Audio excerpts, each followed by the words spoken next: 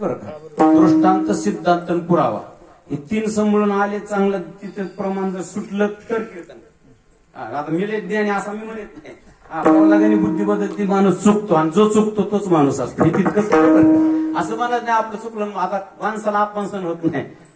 जरा चुकलं की बसणारी सगळी त्याच्याकडे बघते मग ते अपमान सहन, परमार्थात अपमान सहन करण्याची ताकद निर्माण होती. करूनच परमार्थ निर्लज्जपणाने करावं तर परमार्थ.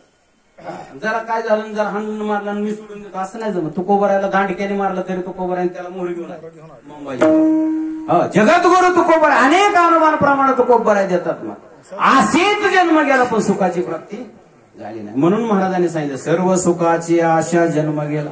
म्हणून विचार केला तुकोबरायने आणि मानवी जीवनाला उपदेश केला. बाबा आयुष्य मिळालेलं आहे त्याचा एक एक क्षणाचा विचार. काय महाराज 50 वर्ष झाला आम्ही विचार केला, आम्ही विचार करतोय. विचार न करणारा याच्यामध्ये एक बी नाही.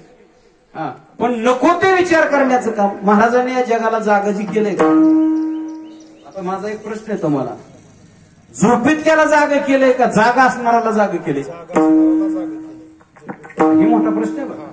ज्याला जगजोगी जगजोगी जगता जगदेव महाराजांचे अनेक प्रमाण आहेत बरं. मग माणसाने झोपलेल्याला जागा करावं का जागा असणाराला जागा करावं? पहिला प्रश्न आहे मला. झोपणाराला जागा करावं कथेत बरं का, कथेत. झोपमोड तिकडे करू नये पण कथेत तरी.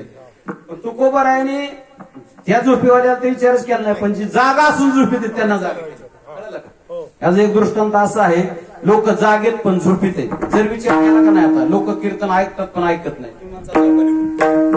लोक कीर्तन ऐकतात पण ऐकत नाही. ह्याचा अर्थ काय होतो? ऐकतात त्याचं आचरण करत नाही. लोक जागेत पण झोपेत आहेत. ज्याच्यासाठी जागायचंय त्याच्यासाठी जागा नाहीत. म्हणून महाराज सांगतात ते झोपेत आहे. म्हणून म्हणावं लागलं उठा जागे वडे आता स्मरण करा पंढरीनाथा, भावे चरणी ठेवा